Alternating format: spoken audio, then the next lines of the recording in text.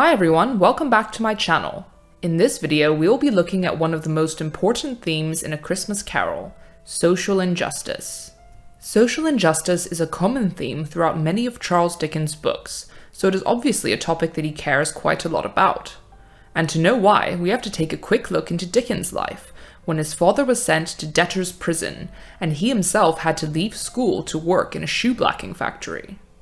Although he only experienced these hardships for a short time, it clearly left a long-lasting impression on him and influenced many of his works later in life, particularly his depictions of poverty and the working class.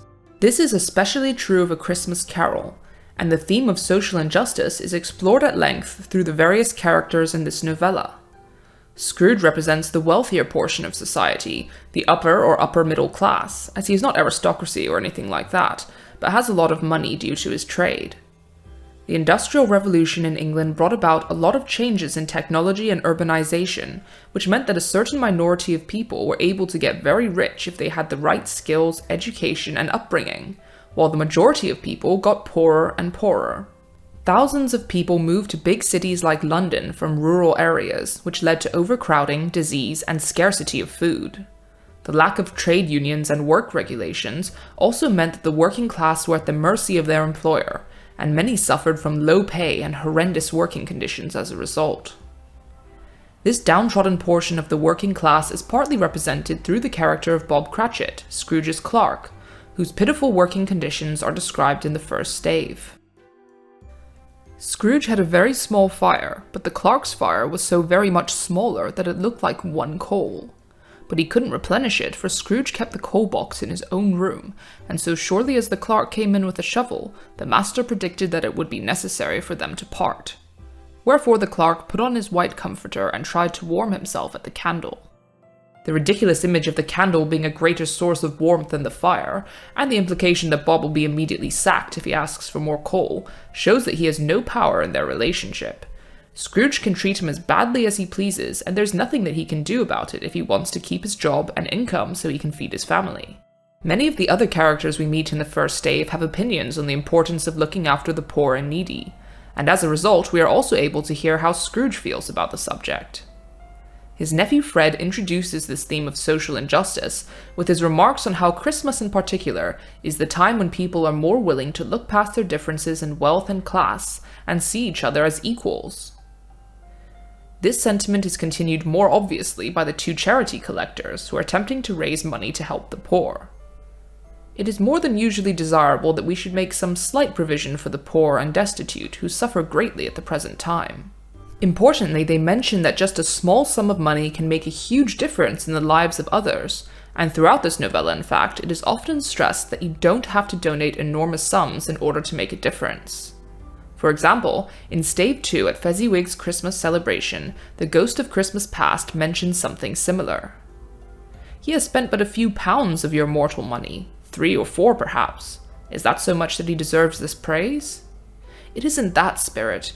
He has the power to render us happy or unhappy, to make our service light or burdensome, a pleasure or a toil. Although they are not asking for a lot of money, Scrooge is clearly not willing to donate anything, and responds with some pretty brutal comments about how the poor should either go to prison, the workhouse, or die off and decrease the surplus population. This might seem like a pretty shocking thing to say, but Scrooge is really just echoing the views of many of the wealthier middle and upper class Victorians at the time Dickens wrote this novella.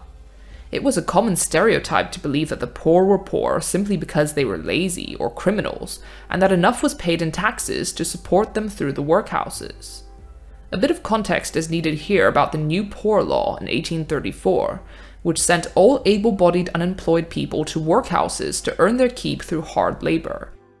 These places were unthinkably horrible, with subhuman living and working conditions for men, women, and children alike. Families were broken up, and many died from poor nutrition, disease, and dangerous work environments.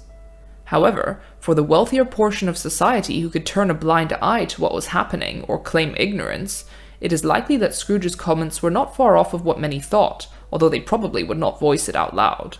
In particular, Scrooge's words about decreasing the surplus population referenced what's called the Malthusian Theory. Thomas Malthus was a leading economist who theorized that urbanization would lead to exponential population growth and food supply would not be able to keep up, eventually leading to starvation or famine. And because it looked like Malthus's pessimistic view might come about during the Industrial Revolution, his words were somewhat twisted and exaggerated after his death to justify the exploitation of the poor. Dickens also played on the religious nature of his readers to emphasize the importance of helping the poor and needy, as many Victorians at that time were Christians and believed in the afterlife. When Marley visits Scrooge in Stave 1, he appears to be in a kind of purgatory, where he has to pay penance for his selfishness and greed in life.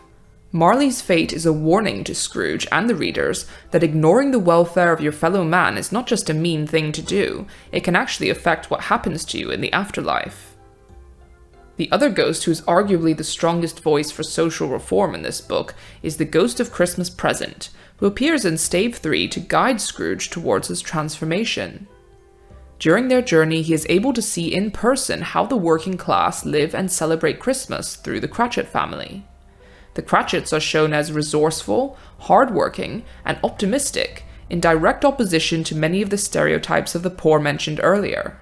Although they make the absolute best of what they have, Scrooge is horrified to learn that Tiny Tim, Bob Cratchit's son, will soon die of his illness if there is no intervention. This was not an uncommon thing in England at the time, as working-class children were often ill, malnourished, and subjected to terrible working conditions from a very young age. Bob Cratchit simply does not have the money to save his son's life, money which would probably be insignificant to a rich employer like Scrooge. The Ghost of Christmas Present lectures him on this injustice, as by deciding Bob's wages, he's literally determining whether or not his son will die. The ghost uses his own words against him to show him how callous and cruel he has been to pronounce death on the poor and suffering. While it may have been easy to turn a blind eye to the poor when he had no connection to them, now that he has seen Tiny Tim and the Cratchits in person, he can no longer ignore the implications of his actions or inactions.